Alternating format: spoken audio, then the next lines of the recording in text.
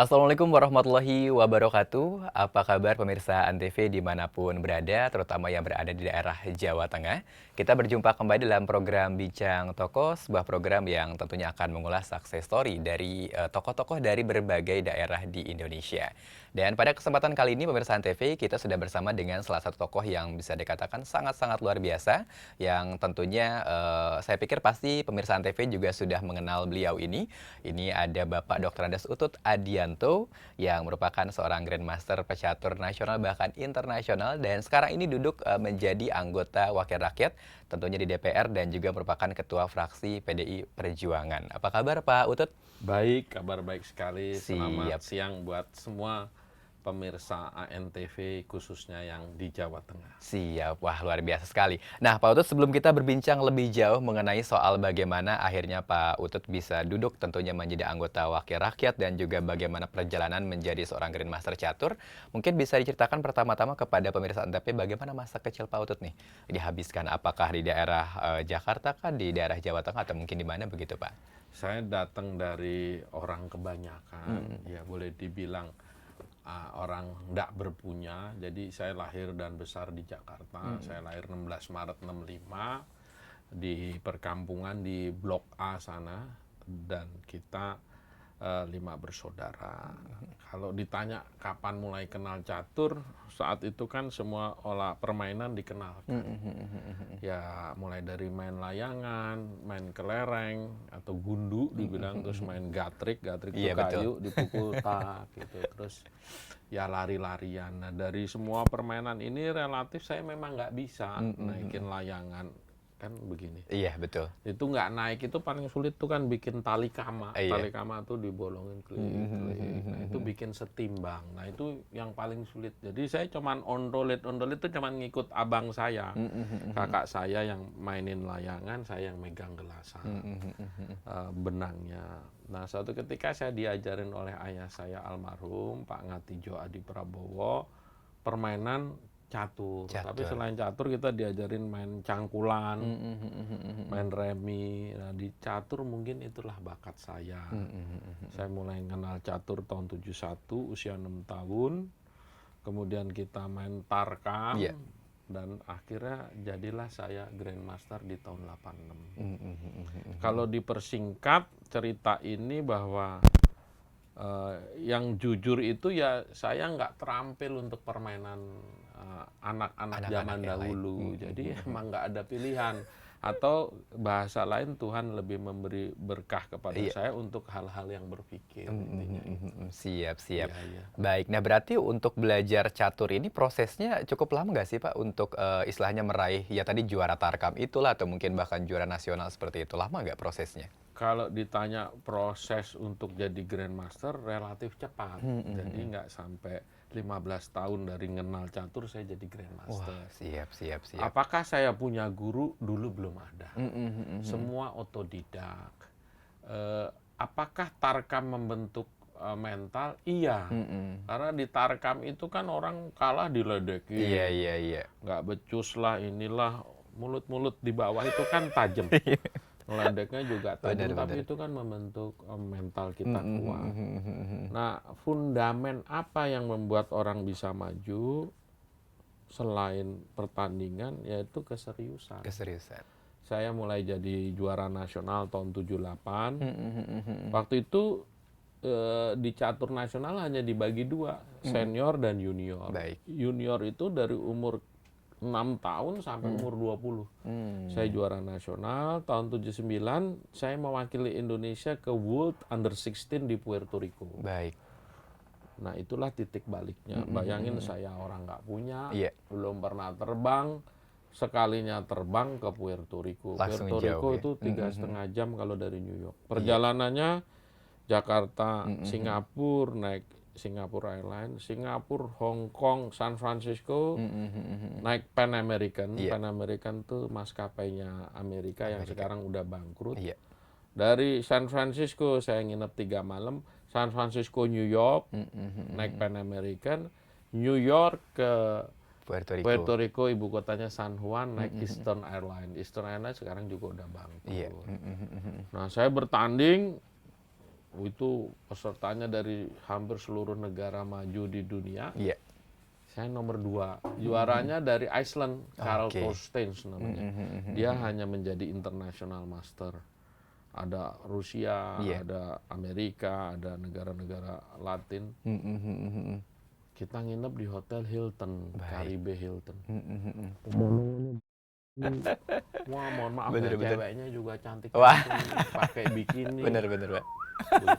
Nah, disitulah saya bilang, oh, it's Iya. going to be my life. Yes, Oke. it's going to be my life.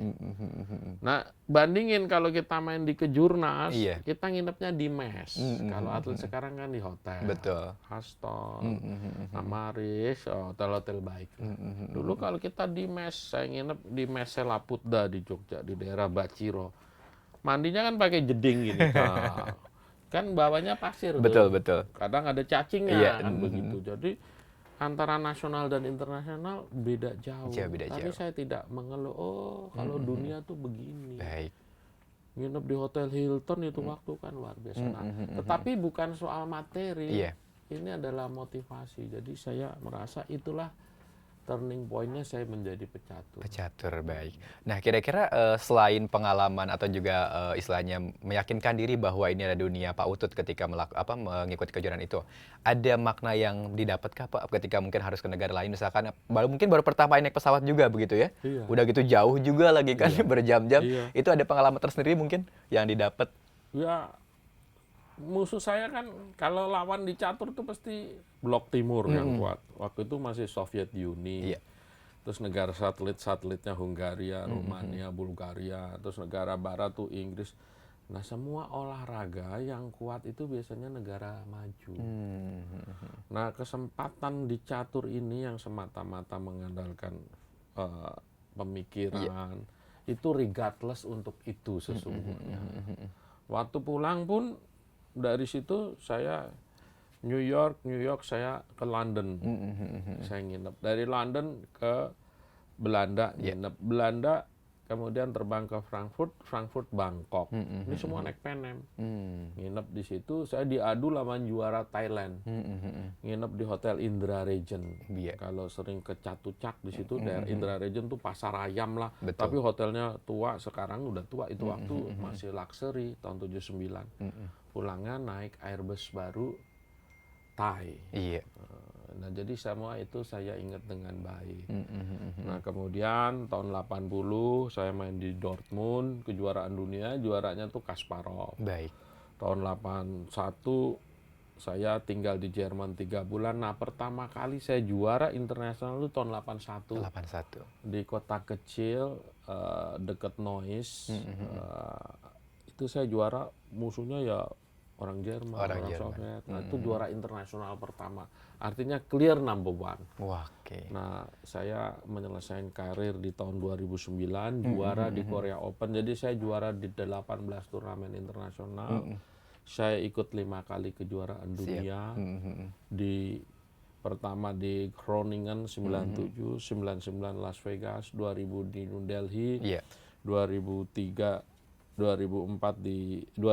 di Khanti Mansis, dan 2004 di Tripoli, Libya. Wah, luar biasa sekali pengalamannya. Padahal itu masih remaja begitu, Pak ya? Yang terakhir udah 40-an. Oh, udah 40-an, Tapi, siap.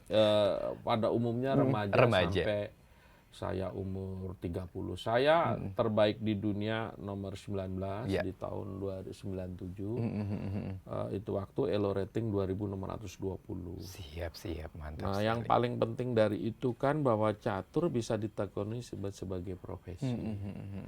Nah, untuk menjadi juara dunia, apakah orang Indonesia mungkin? Menurut saya mungkin. Itu sebabnya memotivasi saya jadi ketua umum PB Percasi. Betul, boleh kita tahan dulu. Ya. Nah, untuk pemirsa Antv nanti kita akan coba berbincang kembali tentunya setelah pariwara berikut ini, tetap di Bincang Tokoh.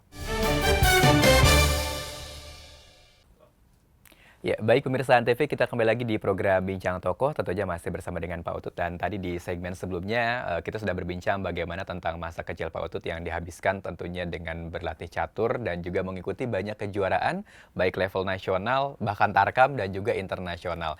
Nah, Pak Utut berbicara soal pendidikan nih Pak Utut, tentunya kan selain Pak Utut juga berkarir di dunia catur, ini kan juga sempat melanjutkan pendidikan di Universitas Pajajaran begitu ya, setelah lulus Betul. SMA. Itu eh, bagaimana pemilihan jurusan itu? Kan juga tidak memilih jurusan olahraga malah waktu itu ya? Iya, eee, pertama kan saya sering ke luar negeri, Hmm, jadi saya pikir diplomat akan menjadi, pekerjaan yang mungkin suitable untuk pekerjaan catur ya. saya.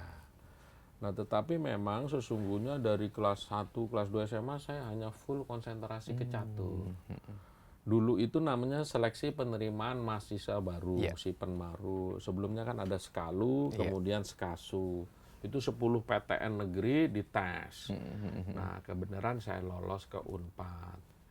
Nah, apakah fokus saya ke pendidikan? Tidak Iya. sesungguhnya. Tetapi what else can I do Mhm, gitu mhm, kan. mhm. Kalau anak sekarang kan bisa TikTok, bisa vlog. Itu waktu kita Iya, iya. hidup sangat low sih, Iya. sangat Mhm, mhm, sederhana. mhm, mhm. Sangat sederhana apa adanya. Mhm, mhm, mhm. Jadi ya intinya catur ini yang saya tekuni. Siap. Nah, kalau pendidikan penting nggak? Ya sangat Mhm, penting. mhm, mhm, mhm. Nah, kalau apakah pendidikan ini menunjang karir juga? Paling nggak pendidikan menambah PD Iya. saya Mhm, gitu. mhm, mhm. Bergaul juga jadi nggak eh, Nggak minder lah Pak ya? minder gitu. Mhm. Tetapi Betul. dasarnya memang konsentrasi saya full ke Ke catur. catur, siap. Nah, kalau pilihannya hubungan Mhm, internasional, mhm, ya mhm. tadi pertimbangannya.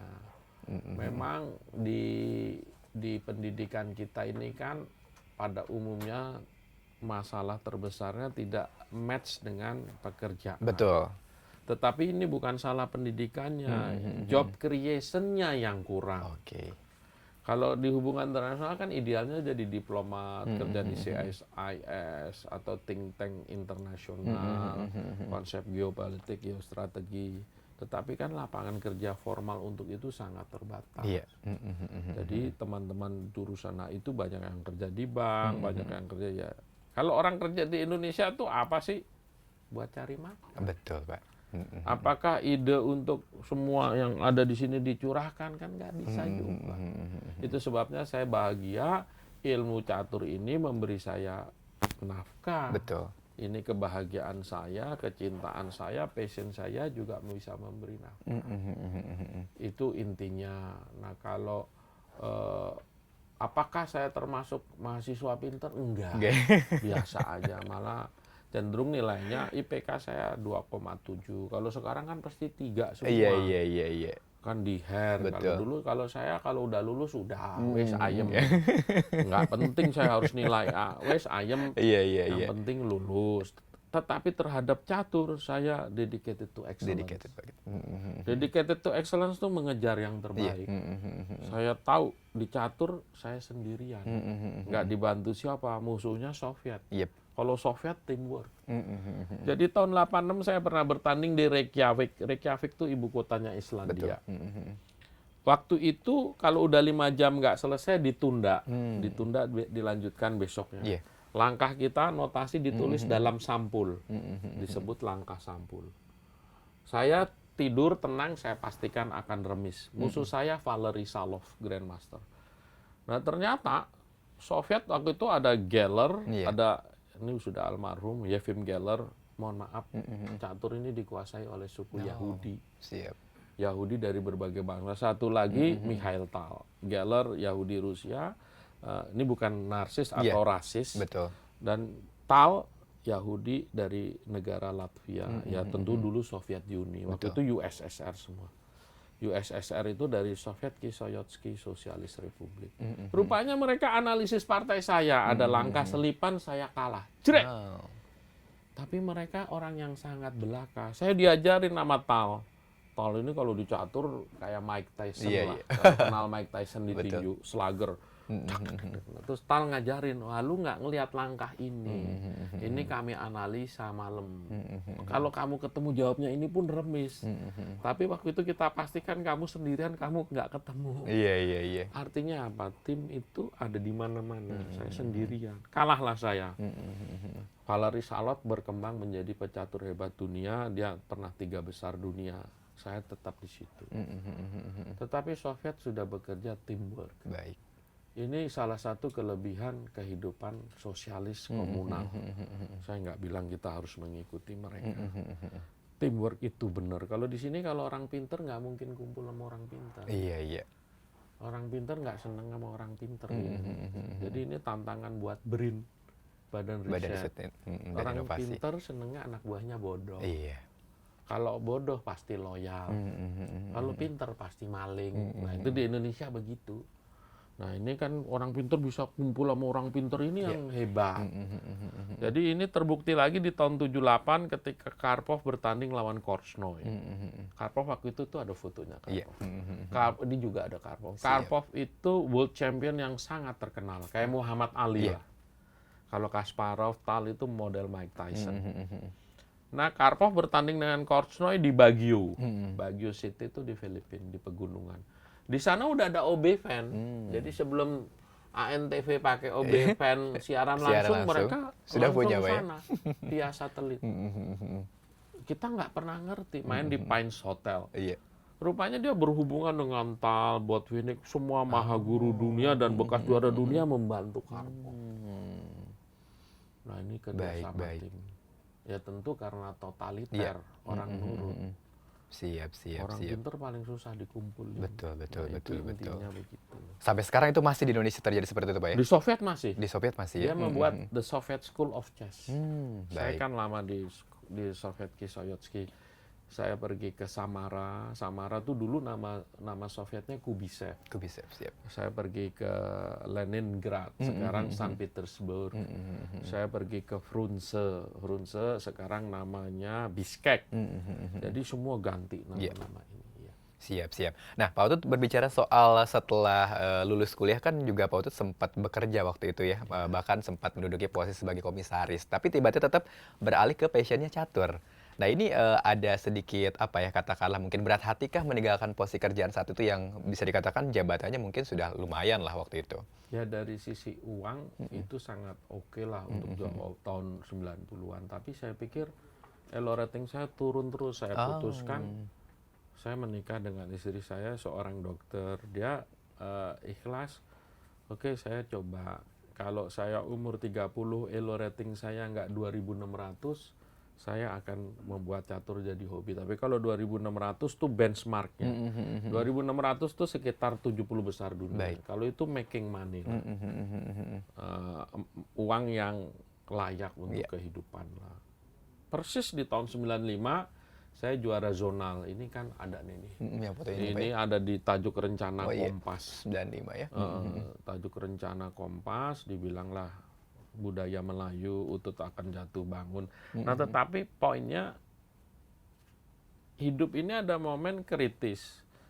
Pilihan itu kan gini. Iya. Kalau kita pilihan tuh pasti sulit dengan segala konsekuensinya. Kalau saya gagal jadi pecatur ya saya hidupnya pasti potensi hidup nggak punya. Ya bergulat dengan ini. Tapi kalau berhasil ini milestone yang kita lompatin. Nanti bawahnya ke angka gitu. Nah, saya pilih yang itu. Alhamdulillah bukan saya sombong atau narsis, saya penuhi itu dengan flying colors lah. Kalau lulus tuh nilainya 9,5. Nah, kemudian saya mencoba mengerek. Di tahun 93 saya mendirikan sekolah catur. Sekolah catur. Kenapa ini saya anggap tonggak? Sekolah catur ini kan untuk jadi orang kayak saya otodidak nih puluhan tahun. Betul. Mencarikan. Tetapi begitu sekolah catur kita buat pola, pattern. Nah dari pola ini orang jadi lebih cepat. Susanto saya latih pertama 87. Iya. Kemudian 2004 dia jadi Grandmaster. Dia lebih muda dari saya. Jadi saya berbangga murid saya lebih muda. Walaupun perjalanannya sekarang dia nggak bisa lebih dari saya. Ini yang saya sesalkan. Baik. Nah karena untuk itu perlu passion dan devotion. Iya. Kalau saya ini udah bukan passion lagi, devotion. Urut-urutannya hobi. Hobi. Habis hobi, passion. Passion. Passion tuh mencintai penuh. Kalau devotion tuh udah Menjadikan, dedikasi. iya. Hidup mati di situ dia. Siap. Nah, ini juga kepada pekerjaan lain. Jadi tahun 95 pergilah saya ke Ambon, kakak saya almarhum menikah dengan gadis Ambon. Hotelnya masih sedikit, belum ada macam-macam sekarang. Saya ingat di Hotel Aman Ambon Manise ada seorang tua main piano. Dia nyanyi, dugaan umur saya 75-an lah. Tentu dia dari nyanyi dapat duit, tapi ini cerita devotion. Dia nyanyinya tuh dinikmatin. Mencet piano. Iya. Kalau sudah sampai tanah Jawa, jangan lupa Ambon Manise. Wah. Tapi dari sini saya perhatiin orang ini devotion. Devotion. Oke, dia dapat duit. Waktu itu saya juga ngasih tip gitu. Tetapi bukan itu yang dicari. Iya. Nah, devotion ini yang makin hilang. Makin hilang. Nah, saya kan tadi cerita nih, teman-teman juga bekerja jadi presenter gini, jadi gini. Kan panggilan jiwa. Betul. Kalau dari sisi uang, saya juga kalau bukan Pak Anindya Bakri ya susah jadi kaya. Iya, baik Pak. Nah, kalau Pak Anindya memang tidur kukuruyuk, Iya, duit. duit. Kukuruyuk, duit, Pak Anindya. Siap. Kita minum susu seneng, dia punya minum susu dari sapinya langsung. Banyak, nah artinya hidup kaya enggak itu udah takdir, tapi yang bisa kaya tuh orang yang luar biasa hebat di bidangnya. Baik. Orang kaya siapa tuh? Yang pinter nih, yang komputer tuh? Oh ini Bill Gates Pak. Bill Gates. Baik. Jeff Bezos. Betul. Pasti semua pengenal, Iya. introducer yang pertama. Kalau pengikutnya bisa kaya tapi sedikit. Siap. Baik, Pak Utut, kita coba tahan dulu. Nah, pemirsa Antv, ini makin seru perbincangannya, jadi jangan kemana-mana, nanti kita akan kembali tentunya setelah pariwara berikut ini, tetap di Bincang Tokoh. Baik, pemirsa Antv, kita kembali lagi di program Bincang Tokoh, tentunya masih bersama dengan Pak Utut. Dan di segmen-segmen sebelumnya kita seru sekali berbicara mengenai catur yang bisa dikatakan tidak ada habisnya ya tentang Pak Utut ini. Nah, Pak Utut berbicara soal perkembangan catur di Indonesia, Pak Utut juga kan baru saja terpilih kembali menjadi Ketua Percasi. Tentunya kira-kira ke depannya nih Pak Utut, apa saja yang bisa dikatakan ingin dikembangkan terhadap kemajuan catur di Indonesia? Selain tentunya Pak Utut juga sudah katakanlah menghasilkan Grandmaster muda di Indonesia seperti Iren, Susanto gitu kan, maupun juga Medina. Nah, kedepannya apa lagi yang akan dibangun dan tentunya untuk memajukan catur Indonesia begitu Pak? Bung MG, orang Indonesia itu yang pinter banyak sekali. Tetapi pinternya orang per orang. Memajukan Republik ini jadi pinter rame-rame, saya belum ketemu caranya. Di tahun 2011 saya pernah diskusi dengan Pak Noh, saat itu beliau Mendikbud. Ini saya cerita hulunya. Pak Noh nggak mungkin majuin orang Indonesia jadi pinter semua. Kok gitu Pak Utut? Yang bisa Pak Noh siapkan adalah sistem yang baik, kesempatan kepada semua orang untuk sekolah yang baik. Nah, orang ini jadi hebat nggak? Ada lagu bahasa Inggrisnya, Que Sera Sera, No Eyes Can See. Kalau doa orang tua kan, you will be pretty, you will be rich. Nah, di catur juga demikian. Tahun 70-an Utut Adianto satu-satunya pecatur cilik.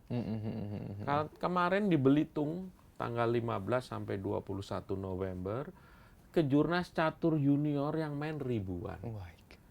Saya merasa berdosa kalau orang-orang ini nggak bisa jadi.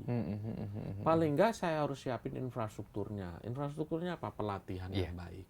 Nah, ini pelatih kita Ruslan Serbakov akan kita kelilingkan 14-16 ke Sumsel, nanti ke timur, habis itu ke tengah, membentuk pelatih. Nah, yang kedua, saya terpilih lagi, sebenarnya saya juga paham.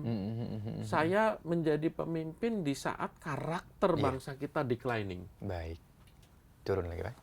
Turun kita di semua lini. Atlet maunya cepat jadi hebat. Proses panjang ini maunya kalau bisa setahun 2 tahun. penyanyi sekarang udah nggak ada yang semerdu Harvey Maleholo Iya. karena ada Akademi Fantasi yang penjuriannya Iya, iya lewat melalui voting Pak ya. SMS. Mohon maaf, semua kualitas declining, karakter declining. Kok saya mau?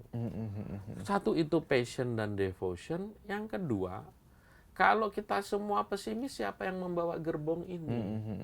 Oke, infrastruktur pelatihan. Top player kita akan saya buat home base di Belanda. Kok di Belanda Pak Utut? Kalau ditaruh di Soviet pasti jerit. Kalau di Belanda banyak makanan Indonesia. Iya. Problem kangennya agak kurang. Orang atlet kita tuh mohon maaf cengeng. Oh, homesick Pak ya? Bukan hanya homesick, cengeng. Cengeng ya? Atlet sekarang mau tanding vlog. Oh. Kalau saya mana ada dulu mau tanding mikirin nanti lawan sana kira-kira apa. Iya. Full. Kalau sekarang potret. Betul. Pak, ini perubahan zaman iya, tapi tetap ada konten yang nggak berubah. Ilmu. Semaju-majunya peradaban zaman tetap ilmu. Bung MJ kemasannya beda. Dulu saya diwawancara sama Monica Desideria.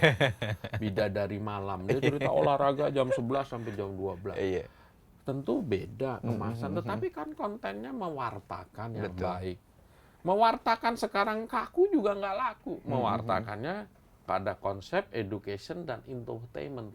Edutainment. Iya. Nah, kembali ke saya tadi. Infrastruktur coba kami buat. Nanti kita coba bikin gedung. Kalau dapat tanah, kita buat pelatihan. Kalau dari sisi sekarang komputer catur banyak. Mau tinggal apa, tinggal googling. Nah, yang belum, kembali kepada sikap awal bahwa ini pekerjaan sulit yang harus serius dan harus passion dan devotion. Ini yang kita kurang. Baik. Nah, kalau nanti di Eropa, di Belanda agak kepaksa. Kadang hidup jadi hebat karena kepaksa. Kepaksa betul Pak. Penyanyi-penyanyi hebat dulu kepaksa. Kita juga kangen suara kayak dingin-dingin Hetty Koes Endang. Penyanyi sekarang makin cantik, suara juga biasa-biasa aja. Kita kangen ada Bob Tutupoli atau siapa yang meninggal dulu tuh, Bruri Pesolima yang betul. suaranya menurut saya lebih baik dari Luciano Pavarotti. Nah, untuk begitu tuh kan ada jalannya, nggak bisa seketika. Ada kemajuan teknologi yang membuat lebih cepat, tetapi tanpa karakter dan konten yang baik nggak bisa. Nggak bisa saya membuat anak muda 15 tahun jadi juara dunia catur. Perenang hebat bisa dipacu makin muda. Waktu di Olimpiade terakhir di mana? Olimpiade terakhir nih? Di Tokyo Pak. Sebelum Tokyo di Rio de Janeiro, ada orang Singapura 100 meter gaya bebas. Perhatiin namanya Scholl kalau nggak salah. Turunan ada Belanda sama Scholing. Dia menang 100 meter ngalahin Michael Phelps. Michael Phelps itu juara jagonya. Loh, apakah Phelps dikasih 1 miliar kayak model kita? No. Tapi Phelps dengan berenang dapat kontrak dari Pepsi Cola. Sekali kontrak $5 million. Itulah. Kalau kita kan ngarepin pemerintah. Pemerintah tuh sebetulnya menyiapkan infrastrukturnya hebat. Kalau sudah nanti bisnisnya. Nah, sekali lagi itulah motivasi saya mengangkat. Saya kan nggak mungkin membantu orang-orang yang dulu membantu saya. Saya bisa gini nih kan karena kultur Indonesia. Saya dibantu almarhum Pak Darmono, Wapres. Dibantu Pak Rahmat Saleh, Gubernur BI. Itu dari suku Madura. Saya dibantu oleh Pak Kris Sulisto, pemuja Satmarindo, omnya Adi Satria. Saat itu dikasih tiket. Dibantu oleh Pak Santoso Wirya dan Eka Putra Wirya. Setelah saya mandiri, ya saya jalan sendiri dari uang saku sendiri. Siap. Nah, ini kita ingin atlet kita nanti profesional, kalau di sana terbentuk sikap. Kalau di sini nih, mohon maaf lah, atlet Indonesia tuh cuman urusannya non teknis. Siap. Saya hebat, nanti keluarganya kan rata-rata miskin, datang minta handphone, mertuanya depro. Mohon maaf lah, Susanto dulu saya bilang, Susanto nih Grandmaster, lu jangan buru-buru kawin, lu elunya 27 dulu. Tuh lu lihat tuh, ada petenis talent 10 besar dunia namanya Paradon Sri Capan. Dak! Istrinya Miss Universe namanya Natalia Glebova. Iya. Lalu paling nggak nanti istrimu Putri Indonesia. Iya. Udah nggak tahan buru kawin ya udah. Kan begitu. Iya. Jadi kan kita nih rata-rata urusan non teknis. Betul. Saya nggak punya, ya istri rata-rata nggak punya. Ya jadi ngurusin non teknis terus. Betul. Kan begitu. Ya itulah jarang kita cerita nih varian Sicilia di langkah ke-17 di varian Richter-Rauser jawabannya apa? Iya. Dulu saya belajar karokan, saya termasuk bapak karokan dunia. Ini langkah ke sini saya ada langkah benteng H8 G8. Kayak nggak ada gunanya, tapi itulah tempo. Jadi analisis spesialis, kalau dokter sub spesialis. Cancer dibedah lagi apa, nah itu dulu yang kita kerjakan. Baik. Dan itu hampir unlimited. Jadi saya bisa begini dari pagi sampai malam, sampai jam 8 malam, sampai besoknya lagi. Cuma menganalisis, Pak, ya? Analisis. Dan itu belum tentu keluar. Iya. Varian ini belum tentu keluar. Jadi kita perhatikan satu varian panjang sekali, dan itu belum tentu dimainkan lawan. Itu sulitnya. Nah, ini yang pekerjaan yang saya bilang devotion. Nah, kalau di nasional, udah pasti duitnya kecil. Harus go internasional. Nih Carlsen ketemu Nepomniachtchi, yang menang dapat $3,5 juta, yang kalah 1,5, kan lot of money. Betul. Kalau di nasional ya paling 50 juta. Itu juga udah. Di nasional apa yang bisa booming? Dangdut, Pak. Inul goyang ngebor, tutut 2 tahun rumah Pondok Indah. Betul. Karena yang nonton banyak. Terus atlet vlog. Terus ada tuh dulu penyanyi berdua, sorry Jack, keong racun. Oh, keong racun, Pak. Iya. Betul. Kalau catur nggak bisa. Iya. Yang ngerti terbatas, untuk memahami catur ini bahaya enggak, itu minimum requirement ada. Betul. Bung MJ nonton bola, tahu situasi gawat nih. Bola udah dikejar, tinggal berhadapan officer, satu dengan kiper, satu gedung surak. Tahu ini momen. Kalau catur udah selesai, kenapa bisa begitu? Dia hitung buahnya. Loh, kok bisa menang? Ini olahraga yang saya bilang ini non-spectators game. Betul. Yang ngerti ini indah dan seninya hanya yang ngerti catur. Catur. Dan yang ngerti pun yang bukan kelas RT, kelas atas. Baik. Nah, itu problemnya. Dari sisi sponsorship nggak menarik. Nggak boleh main catur, nggak boleh bawa handphone, nggak boleh berisi. Iya. Begitu di foto hanya 5 menit pertama. Nggak ada cahaya. Nah, lantas apa? Ya di dunia memang ada pekerjaan yang sulit, bayarannya kecil. Ada yang pekerjaan gampang itu yang disebut showbiz. Bayarannya gede. Kalau di Broadway kan di New York jadi tontonan. Kita bayar itu waktu aja udah 50 US, saya nggak tahu sekarang mungkin udah. Kalau sumo di boxnya 5.000 US. Tapi sumo orangnya umurnya pendek, mati muda, badannya gemuk. Rata-rata 50-an udah mati. Artinya semua hidup kan pilihan. Nah, catur ini salah satu olahraga yang menurut saya potensinya dahsyat. Tapi potensi dahsyat menjadi reality nggak gampang. Betul. Bung MJ Republik Indonesia harusnya republik terkaya di dunia secara potensi, tetapi kok belum? Ya biarlah nanti waktu yang nyawa. Baik. Siap. Baik, Pak Utut. Nah, untuk pemirsa Antv jangan kemana-mana, nanti kita akan kembali lagi melanjutkan perbincangan kita tentunya setelah pariwara berikut ini. Tetap di Bincang Toko. Ya, baik pemirsa Antv, kita kembali lagi di program Bincang Toko, tentunya masih bersama dengan Pak Utut Adianto. Nah, tadi dari segmen 3 atau juga 1, 2, 3 kita sudah banyak berbicara tentang catur. Nah, ini yang menarik mungkin yang ingin diketahui oleh pemirsa Antv juga, Pak Utut. Pak Utut ini setelah sukses di catur, lalu tiba-tiba mencalonkan diri menjadi wakil rakyat dan juga masuk ke partai politik. Nah, ini kira-kira apa motivasinya, Pak? Kalau ditanya motivasi, saya ini merasa punya kemampuan di pendidikan olahraga, merasa punya. Kemudian di tahun 2008 tentu atas jasa Pak Taufik Kemas, tentu atas seizin Ibu Megawati Soekarno Putri, Ketua Umum PDI Perjuangan, kami dicalonkan. Saat itu saya nomor 2, calon nomor 1-nya Mas Ganjar Mas Ganjar. Pranowo. Dan kebenaran di dapil itu kita dapat 2. Jadi 2009 kebawalah saya ke Senayan. Nah, saya ditaruh di Komisi 10 Pendidikan, Pariwisata dan Olahraga. Dan itu memang bidang yang sangat saya tekuni. Menyemplunglah saya di situ, kelihatannya saya juga bisa menekuni. Tentu 3 bulan pertama saya nggak bisa ngomong. Iya. Bingung, hanya saya nekunin saja. Nah, setelah mulai tahu saripatinya, barulah saya bisa bicara. Nah, konsep memperbaiki ternyata tidak mudah.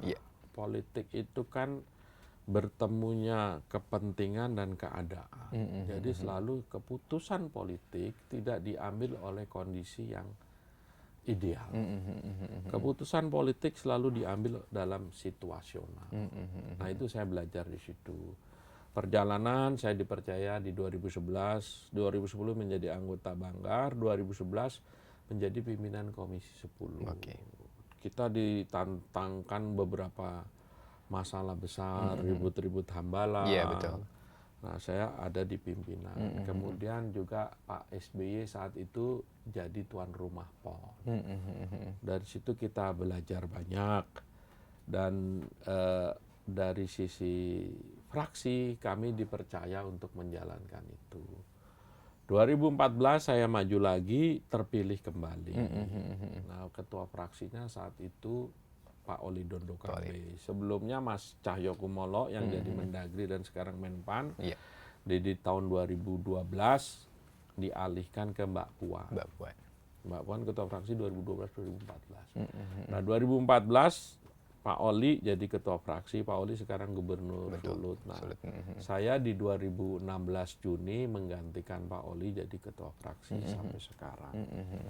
Tetapi yang jelas kok tiba-tiba, kalimat tiba-tiba, kalau kami tentu saya dari keluarga nasionalis, kalau saya banyak cerita Soviet Uni karena saya belajar.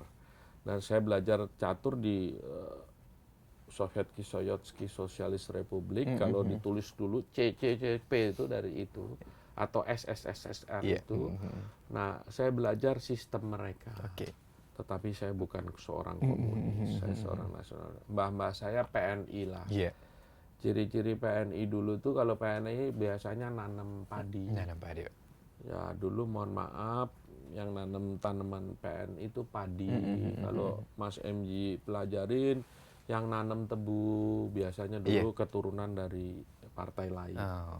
Jadi sekali lagi bahwa saya di politik ini cuman tadinya ingin memberikan sumbangsi dan selain diajak oleh almarhum Pak Taufik Kemas. Dia tahu saya punya passion, ngajar catur, didik orang, bisa jadiin orang grandmaster, mungkin jadi perhatian beliau. Nah, di sini kan tempurnya tempur politik. Kalau tempur politik kan ada ide satu partai bertentangan dengan ide lain. Saya mengalami 2 masa yang sangat berbeda saat kami menjadi oposisi. Di saat pemerintahan Presiden Susilo Bambang Yudhoyono dan saat kader kami jadi presiden. Semua tantangannya beda. Kalau ditanya mana lebih baik, saya tidak dalam posisi menjawab. Tetapi sebagai kader partai, saya tegak lurus atas keputusan Ibu Mega. Ini kelihatannya klise, tetapi memang itulah rohnya PDI. PDI seperti tentara, dari atas sampai bawah sama. Tetapi kenapa kita selalu itu? Ibu dianggap representasi ide. Kita dipimpin oleh ide, dihikmati ide dan memikul ide. Ide itu representasinya Ibu Mega. Nah, apakah PDI Perjuangan sudah fraksinya merasa puas dibanding zaman Pak SBY dan Pak Presiden Jokowi? Saya rasa itu perjalanan. Seorang atlet hebat itu nggak bisa dilihat dari satu turnamen, tapi long period. Michael Phelps dapat ini. Ben Johnson di tahun 1988 memecahkan di bawah 100 meter di bawah 10 detik. Kenapa negara seperti Jamaika hebat di 100 meter? Ada Asafa Powell, ada Powell, ada hebat di 100 meter. Betul. Kenapa untuk maraton selalu teman-teman kita dari Afrika, Kenya, padahal orang dari yang ras putih juga kuat-kuat. Nah yang begini-begini kita belum pernah meneliti secara ilmiah. Jadi kita selalu membuat mitos untuk lari dan tinju itu urusan Berkulit orang hitam gitu ya, Pak. kalau ini putih. Nah sebaliknya juga di politik. PDI Perjuangan selalu memihak kepada rakyat. Tagline-nya partainya Wong Cilik. Apakah partai-partai lain enggak? Saya rasa sama. Semua partai pasti ingin yang baik ke rakyatnya. Tetapi titik berat dan konsistensi itu yang membedakan. Sama seorang atlet juga jangka panjang. Betul. Nah pemain bola sekarang di tahun 2009 semua mengeluh-elukan Irfan Bahdim. Ganteng dia, mukanya profilnya profil barat. Betul. Wah sekarang kemana dia? Ada Kurniawan Yulianto. Hampir sekarang atlet hanya semusim. Nggak bisa panjang. Demikian juga politisi semusim. Semua orang ingat perjuangan Bung Karno, Ibu Mega. Nah, bagaimana membuat kita tidak dikenang semusim, itu pasti ada langkah yang beda.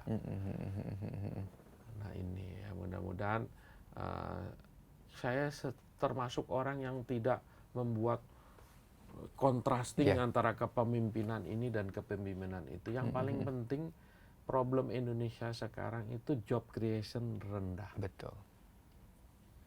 Kalau mohon izin nanti memang kader kami diperkenankan memimpin lagi, entah siapa, entah Mbak Puan, entah siapa jadi presiden.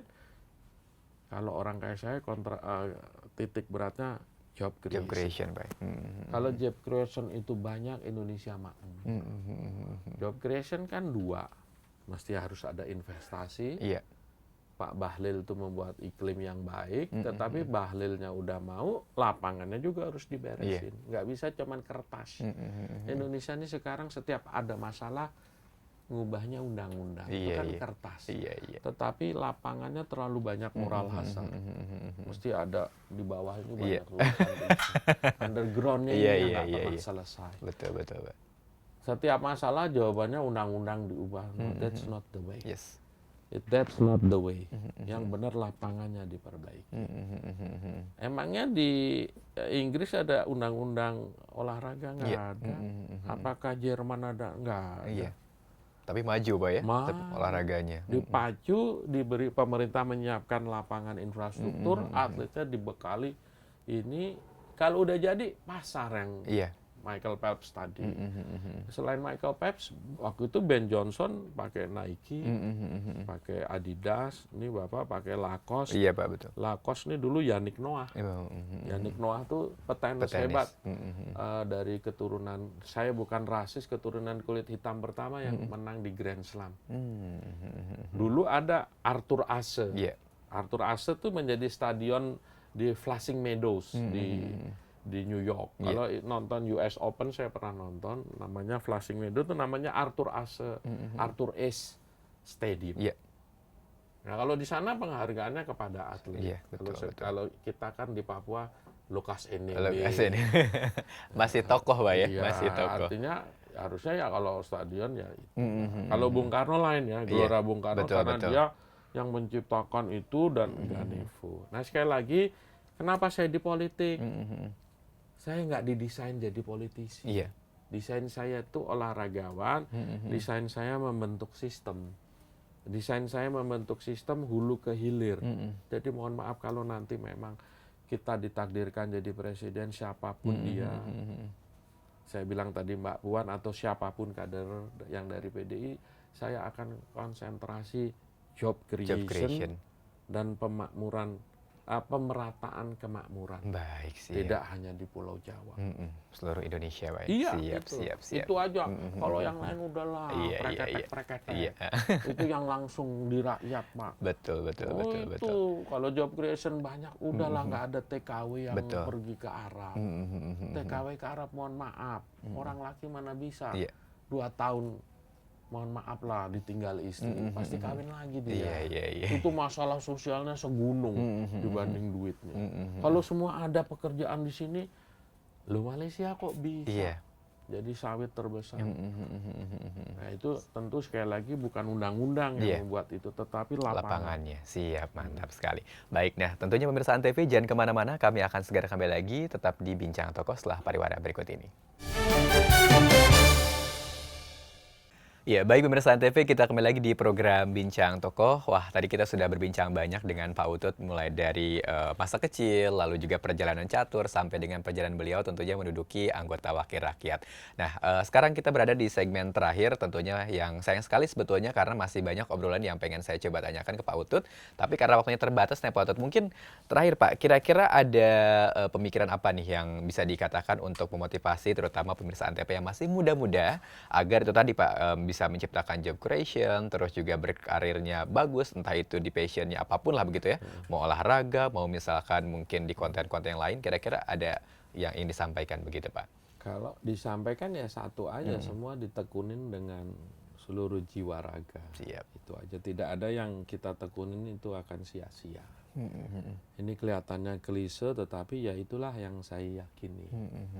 Bahwa perjalanan kita membawa kemana ya kita nggak pernah tahu. Iya.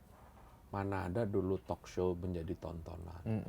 CNN kenalah Larry King Live, Iya. debat hidup. Mohon maaf lah, ANTV juga banyak tontonannya. Kita semua ini kan menjalani saja, tetapi ketika mencoba menjalaninya dengan dedicated to excellence, iya. Saya tidak narsis terhadap diri, setiap mau debat dengan menteri saya baca aturan undang-undangnya, fakta lapangannya, dan potensi solusi. Jadi potensi solusi ini bukan ngajarin, tapi dasar lapangan. Iya.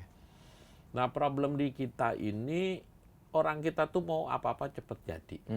Makin kesini makin jadi. Orang nggak mau kepengen jadi kayak Hetty Koes Endang lagi. Iya.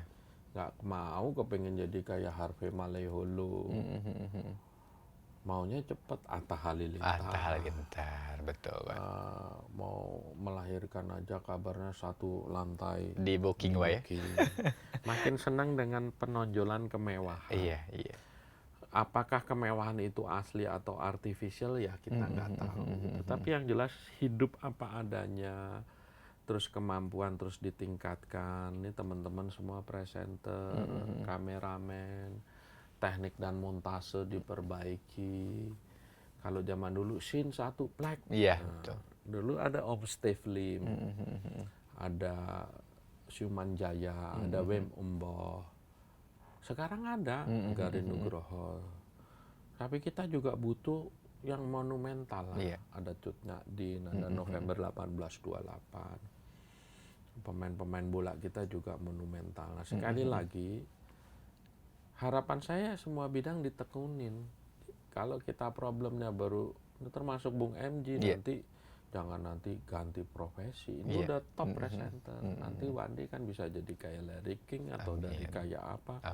Kita belum punya talk show olahraga loh. Betul, betul Pak. Talk show olahraga pasti menarik. Kita punya Yayu Basuki, kita punya Eli Pikal. Jadi Eli Pikal, tapi atlet kita juga harus diajarin. Eli Pikal dulu tahun 85 ketemu siapa? Bertanding, terus dia dikasih celananya segede gini. Dia biasa pakai celana ini pakai ikat berang namanya. Beta kalah. Kenapa? Beta dikasih celana segini. Padahal dulu itu dari sponsor. Rokok Filtra dulu namanya. Ini mohon maaf kalau saya nyebut produk, bukan saya ngiklanin, tapi supaya orang Rokok Filtra. Beta dikasih celana Kajojon. Kajojon tuh celana kayak Jojon. Iya, betul Pak. Padahal ini kekuatan saya di berang. Artinya kita juga nggak boleh memaksakan terhadap tata nilai yang dia yakinin, itu bagian dari kekuatan. Nah itu boleh-boleh saja. Jadi sekali lagi semua bidang harus ditekuni dengan seluruh jiwa raga lah. Siap, kurang lebihnya seperti itu. Nah terakhir mungkin Pak Utut selain harus menekuni keyakinan atau mungkin passion ya Pak ya, ini kira-kira apa yang bisa mengantarkan Pak Utut tentunya dari dulu yang bisa dikatakan anak kampung sampai sekarang menduduki posisi jadi Grandmaster, jadi wakil rakyat, selain menekuni apa yang disukai begitu Pak, ada lagi mungkin? Lah kalau saya hidup apa adanya. Apa adanya ya. Saya nggak merasa pejabat nih, ending WA begitu bisa saya langsung ayo besok gitu. Sama ending Iya, begitu. iya, iya, iya, iya, iya. Saya juga nggak pakai ajudan, makan di bakmi Gajah Mada masih oke, Iya, iya. nggak harus di Fairmont Betul. yang 5 star, nggak harus di Sensu Iya. Jepang yang minum sake 10 juta, biasa aja. Biasa aja, Pak, Tetapi ya. terhadap orang-orang yang memang butuh bantuan yang sifatnya memang primer, ya saya bantu. Misalnya ada anak miskin, kepalanya segede balon, hidrosefalus, Iya. ya saya bantu. Sebab kalau lewat menteri kan panjang, ya udah kamu ke rumah sakit. Iya. Tetapi yang paling penting sebenarnya BPJS. Iya. Kalau kita relatif menang pun sebenarnya konsep bansos ini yang harus diperbaiki. Iya. Ini bansos kalau menurut saya sosialisme yang salah arah. Kita mau sosial tapi salah arah. Salah arah. Nah kalau hemat saya ini yang wilayah bisa kita perbaiki. Siap, siap, siap. Wah, luar biasa sekali pemirsa Antv ya. Nah, jadi itu tadi perbincangan kita tentunya bersama dengan Pak Utut yang sangat-sangat luar biasa. Semoga apa yang tadi kita bincangkan menjadi inspirasi, menjadi motivasi juga bagi pemirsa Antv dimanapun berada agar setidaknya mengikuti jejak beliau, bahkan lebih sukses lagi Pak ya.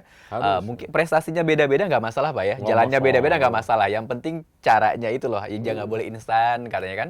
Harus melalui tahapan-tahapan yang bisa dikatakan kalau misalkan bedanya zaman dulu sama zaman sekarang proses Pak ya. Kalau Proses. sekarang lebih banyak yang instan.